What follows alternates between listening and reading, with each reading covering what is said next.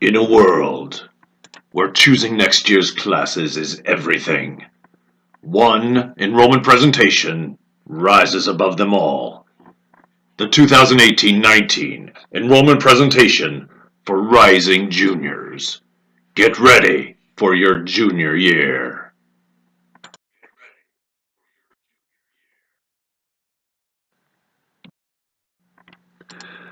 Maybe that's too much drama. Let's make it simpler. Welcome to the enrollment presentation for the 2018-19 school year. There's a lot of information to cover to get you ready for your junior year, so please pay close attention. You'll want to be aware that juniors take 4 core classes, including U.S. Studies, English 11 and U.S. History, Math, and Science. They'll also take 3 other classes. Typically, a semester of personal finance is required for the junior year, and other courses should be chosen based on your graduation requirements as well as your interests going forward and figuring out what you want to do after high school. Courses must be entered into home access, and your course request form must be turned into your biology teachers by January 25th or 26th. There are a couple of points I want you to be very aware of. One is that no changes to student course requests may be made after March 1st. We want you to choose your courses wisely and make careful decisions. Do your research, check into the course catalog, ask teachers, find out about the classes that you plan on taking next year. A second is that level changes, AP to honors, honors to regular, will not be allowed without a parent-teacher conversation somewhere along the way. You'll be expected to attend class several class periods to know whether or not it's an appropriate placement before you ever have an opportunity to change levels for that class. Take into consideration the rigor of courses requested as well as extracurricular activities. Junior year can be a bit busier than other years, and it's important to know yourself and how you handle pressure situations and difficult classes.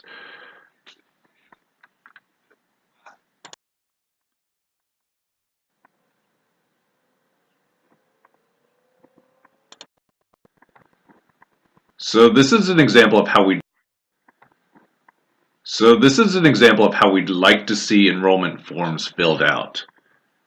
We want to see course names and course numbers in each of the boxes, and we want them filled out completely with course choices in the 1 through 8 boxes above, and then also all of the alternate courses listed below. You'll see that this student has indicated U.S. Studies in 2 boxes, so that's U.S. History on one side and English 11 on the other side. They've indicated a math class, a science class. They have a semester of personal finance listed, and then they also drew a line through that box and put another semester class that they'd like to take opposite that. They also have their AUT listed in a box, and they've listed other elective courses like Spanish and entrepreneurship that they'd also like to take as well.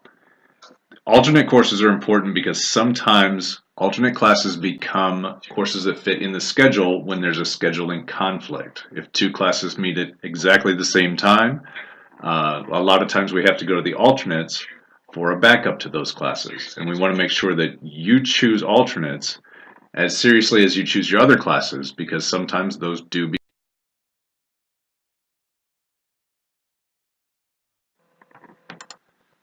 It's important to keep in mind graduation credits when registering for your courses each year.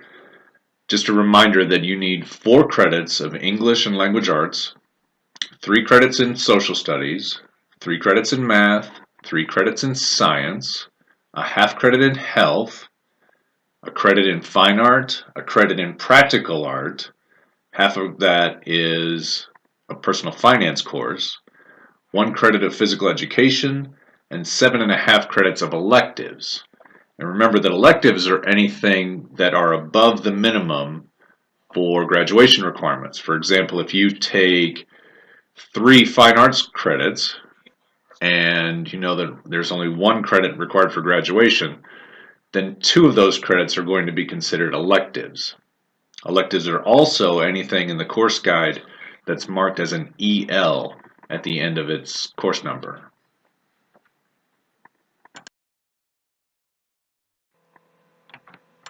A lot of questions come from how many credits do I have and how many do I need to graduate. This is information you can easily find yourself by accessing your transcript from Home Access. If you go to Home Access under the Grades tab, you can get a copy of your transcript.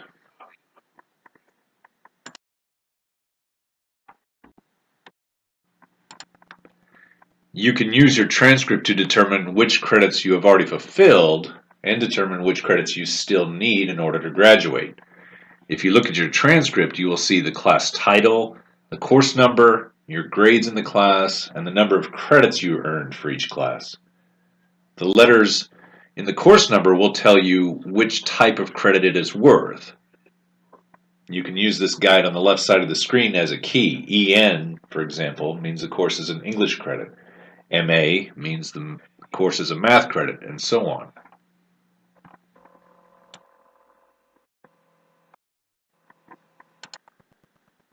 So once you've determined which credits you've already earned, you can refer to the Graduation Requirements worksheet to determine which credits you need to fulfill for graduation.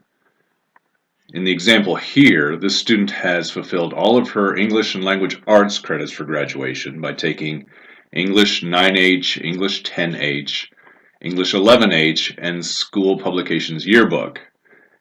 However, she doesn't have a health credit, and so she would need to take a half credit in health in order to graduate.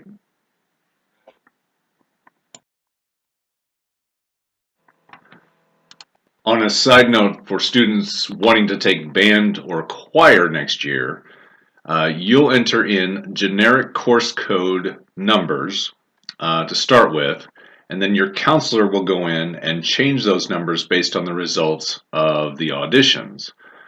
So for choir, for example, you'd enter in 8435 FA, for band 8340 FA, and for jazz band 8342 FA as generic numbers, and we'll go in and change them later.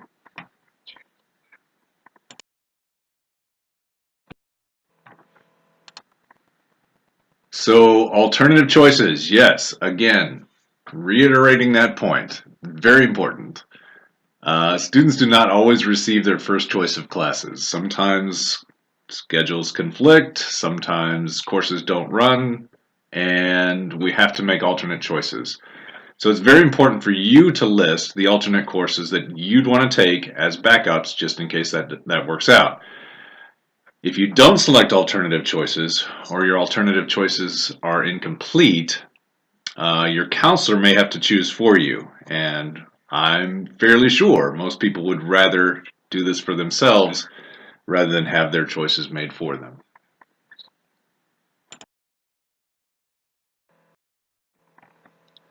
When you're doing your research in the course catalog, make sure you read course descriptions very carefully.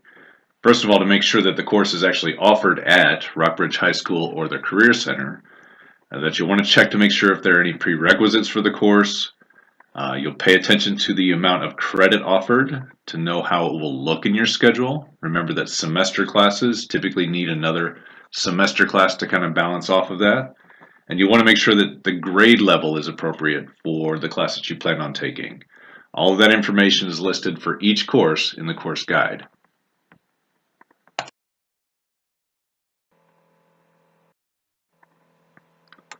Once you've completed your request form, you will need to sign it and have your parent or guardian sign it. If you have an ELL or special education case manager, you will also need the case manager's signature. Please also make sure that you check the box if you participate in a MSHA sport or activity so that we can double check to make sure that what you've requested is the appropriate number of credits to be MSHA eligible.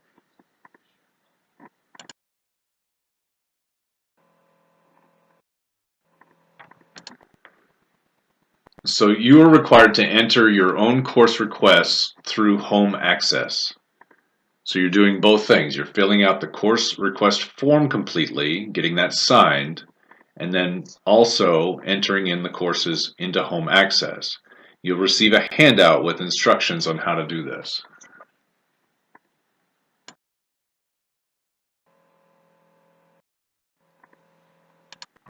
Remember to plan to attend the course fair. It's not just for freshmen anymore. The course fair is January 22nd. That's next Monday from 5:30 to 7:30 p.m. It should have specific information about courses, general information about Rockbridge, information about athletics and clubs, teachers available to discuss what to expect in courses, topics to be covered in courses, and questions about regular honors and AP options.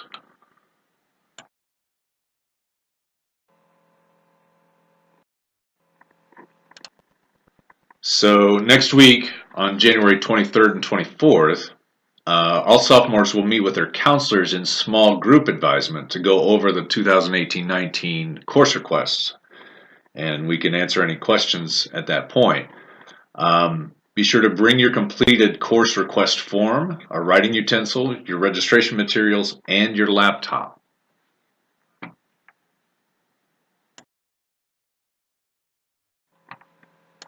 Okay, quick review. We need you to fill out your course request forms completely, including all the alternates. Make sure all signatures are there, and make sure you've done your research. Choose your courses wisely. You're picking out classes for the entire school year, for the 18 and 19 school year. Small group advisement with your counselor will be held January 23rd and 24th. You'll enter your course request in home access by the 25th or 26th of January, and that's also when enrollment forms are due to your biology teacher by January 25th and 26th.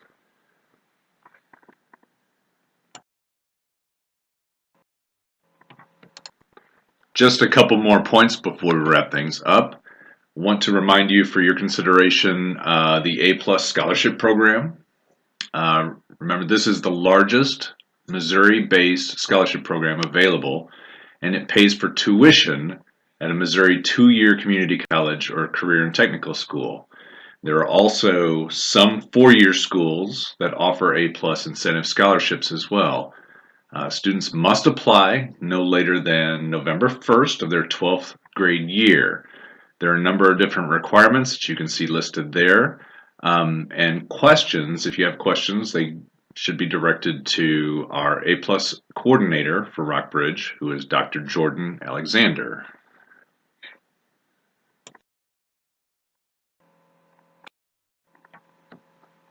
And a final announcement, summer school. Registration begins February 1st. The dates for summer school you see there are Tuesday, June 5th through Friday, June 29th. They typically block those for a morning session and an afternoon session. If you fail a core class during the school year, you should plan on taking summer school to make up those credits. You may take also a maximum of 2 credit advancement classes in summer for up to 1 full credit. There are numerous credit advancement options available in several online classes. Remember that those classes fill up quickly, so you'll want to get your application in as soon as possible.